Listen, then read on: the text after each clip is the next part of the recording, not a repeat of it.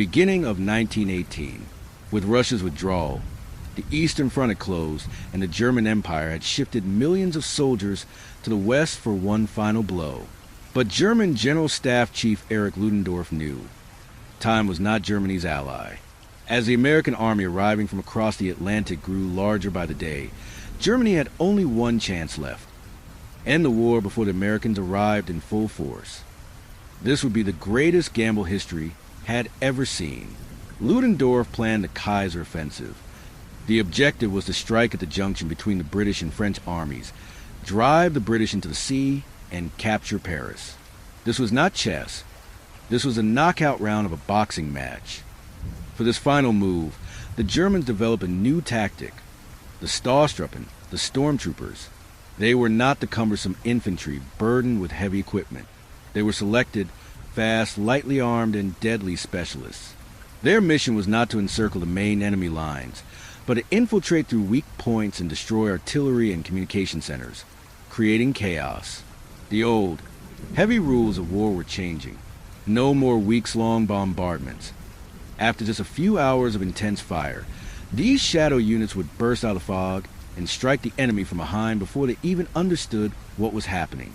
Ludendorff's storm was about to break. March 21st, 1918, for 40 a.m., 6,000 German guns unleashed hell over the Somme. When this first assault, codenamed Michael, began, a thick layer of fog covered the front.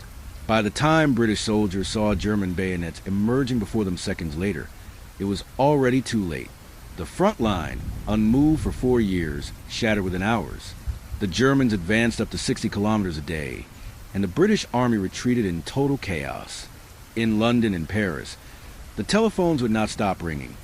The line is broken. The Germans are coming. The British army was on the verge of collapse. General Douglas Haig issued his famous order that would go down in history: "Our backs are to the wall.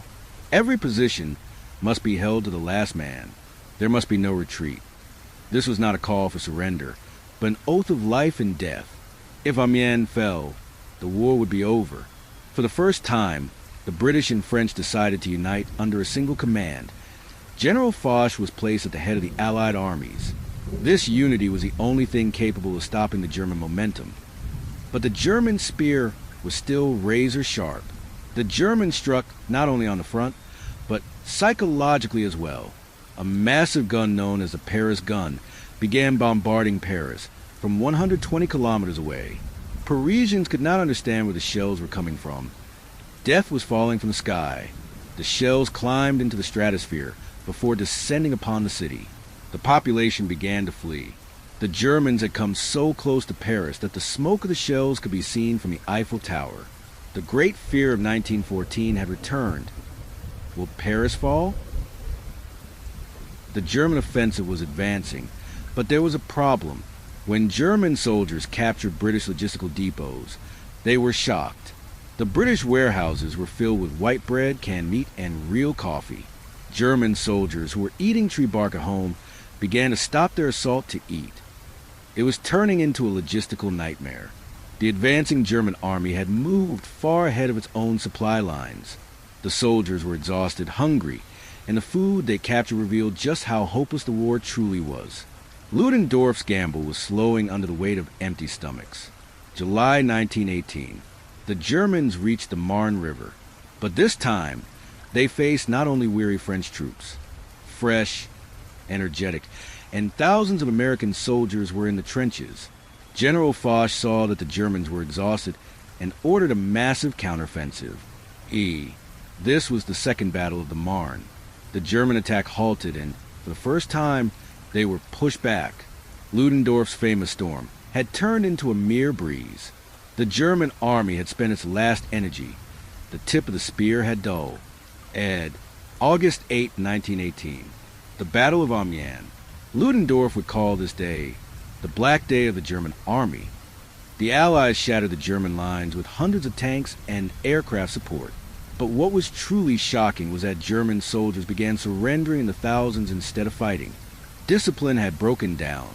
Soldiers shouted at fresh units heading to the front, "You are prolonging the war." The German army had collapsed not physically, but spiritually. Ludendorff no longer spoke of victory, only of an honorable peace. As the front collapsed, Germany burned from within. Sailors in Kiel rebelled against an order for a final suicide attack against the British fleet. The rebellion spread like wildfire. Workers in Berlin went on strike. The people no longer wanted the Kaiser or the war. On November 9th, Kaiser Wilhelm II abdicated and fled to the Netherlands. The German Empire passed into the dusty pages of history just 2 days before the war's end. The newly established republic had only one task: to stop this massacre. November 11th, 1918. A train carriage in the forest of Compiègne. The German delegation and General Foch sat at the table. The armistice was signed at 5 a.m. The guns would fall silent at 11 o'clock that same day. The apocalypse that had lasted 4 years, 3 months, and 15 days was over. The soldiers in the trenches looked at one another, unable to believe it. The silence was more terrifying than the explosions. But was this silence a true peace, or merely a 20-year pause? In our next and final episode, we will examine the Armistice, the heavy legacy of Versailles, and how the Great War changed the world forever. I am your narrator, Origenes, and history is uncertain, fragile, and irreversible. See you soon.